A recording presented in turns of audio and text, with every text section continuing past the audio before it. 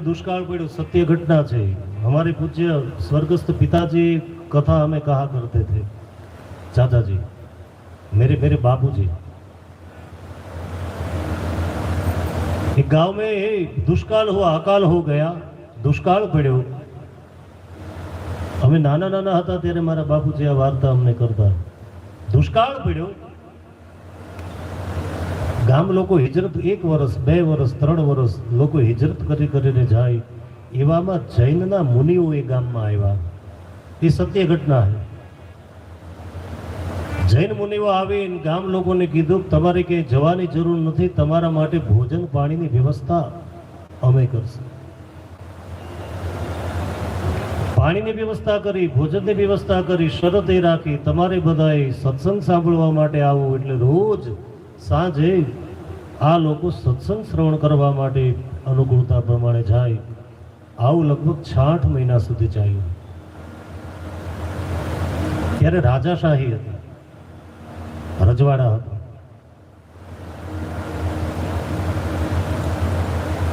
पछी ચોમાસું આવ્યું, વરસ સારું બન્યું, વરસાદ પડ્યો, લોકો રાજી થયા।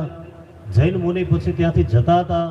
એ દરમિયાનમાં એ જૈન મુનિએ આખા ગામ લોકોને બોલાવ્યા કે હવે અમે અહીંથી જઈએ છીએ, પણ તમારે બધાએ અમને કંઈક દક્ષિણા આપવાની છે।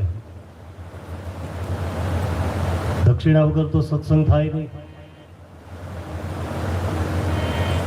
જૈન મુનિએ એટલું કીધું કે બેટા અમને ખબર છે કે તમારા પાસે અત્યારે કોઈ વ્યવસ્થા છે નહીં,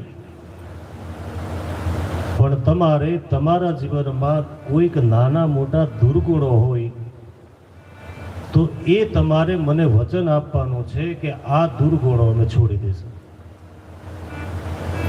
गाम लोग राजी थया।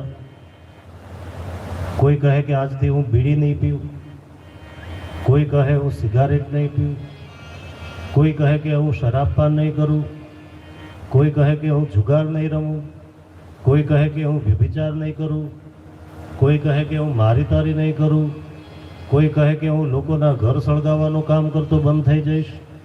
आवुं करता करता करता आखुं गाम आव्युं। एक व्यक्ति खूणामां बैठो ए आव्यो नहीं। पेला मुनिए बोलाव्यो बेटा अहींया आव, तू केम नथी आवतो? तो के ना गुरुजी हूँ अहींया बरोबर छुं।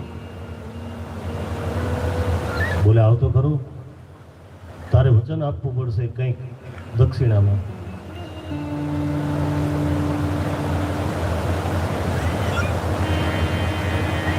दारू पीवे छे? तो के हाँ। तो के वचन आप दारू नहीं पीओ? तो के ना, एवं न छोड़ी शको।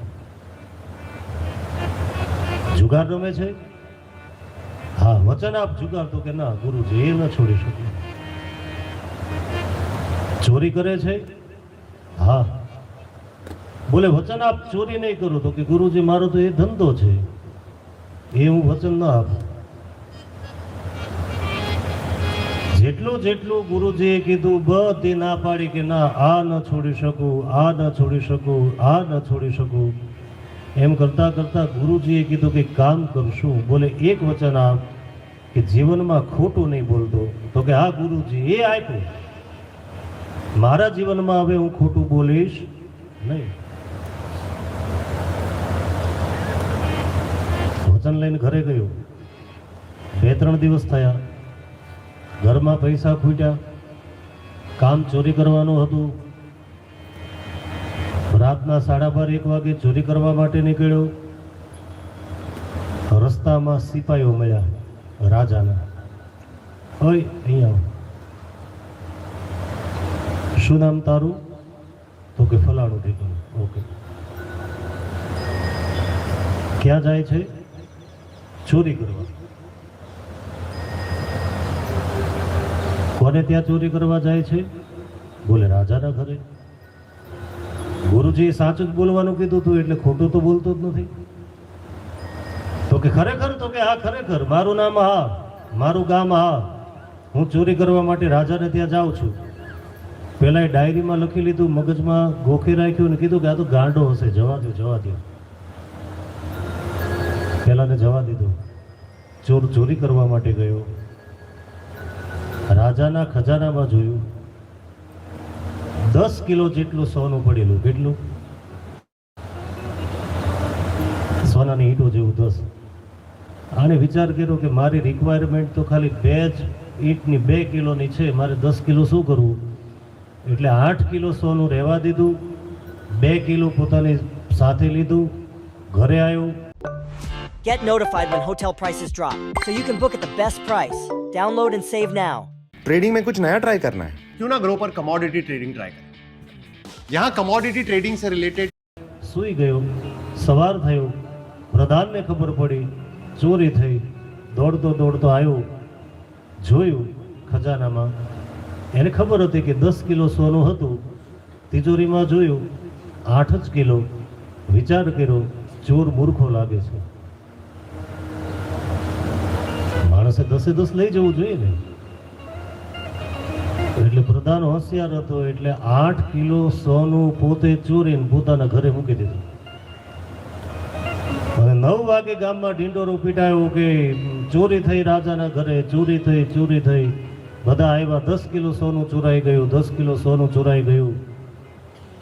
એટલે પેલા સૈનિકોને બોલાવ્યા. તમે તો કે હા, એક ચોર જેવો હતો તો ખરો, પકડ્યો કેમ નહીં? બોલે એ કહેતો હતો કે રાજાને ત્યાં જવું એટલે અમને એમ કે ગાંડો છે. એના ઘરે ગયા, પકડ્યો, લાવ્યા, ઊભો રાખ્યો. તારું નામ? તો કે હા. તે ચોરી કરી છે? હા. કોના ઘરે ચોરી કરી? બોલે રાજાના ઘરે. કેટલું દ્રવ્ય લીધું? બોલે 2 કિલો સોનું. ત્યારે પેલો પ્રધાન બોલ્યો કે નહીં, 10 કિલો.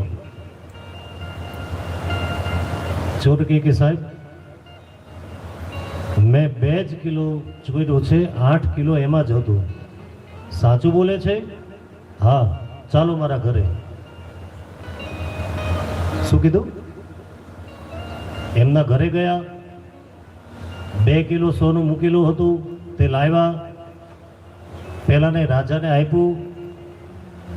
રાજાને વિશ્વાસ બેસી ગયો કે ખરેખર આ ચોર ખોટું બોલતો નથી, એ ગલત નહીં બોલ રહા. હવે બધાને ખ્યાલ આવ્યો કે આ ચોરે તો ખાલી 2 જ કિલો સોનું ચોર્યું છે. 8 કિલો સોનું ચોરવા વાળો આપણા અંદરનો કોઈક છે. એટલે કે પહેલા કોણ ગયું હતું? એટલે પ્રધાનને પરસેવો થવા મળ્યો, ધ્રુજવા મળ્યો. અને ચોરના પગ કાચા હોય. પ્રધાનના ઘરે જોયું 8 કિલો સોનું હતું. સાહેબ એ સત્ય ઘટના છે. પછી એ પ્રધાનને જેલમાં પૂરી દીધો અને પેલા ચોરને પ્રધાન બનાવ્યો. સાહેબ આ ગુરુજીની કૃપા છે. ગુરુજીએ ખાલી એક વચન લેવાનું કીધું કે તું તારા જીવનમાં ખોટું નહીં બોલતો. અને એ ગુરુજીના આદેશના હિસાબે આજે એને પ્રધાન પૂરું મળ્યું છે. ગુરુ છે. અનિતાબેન, તમારે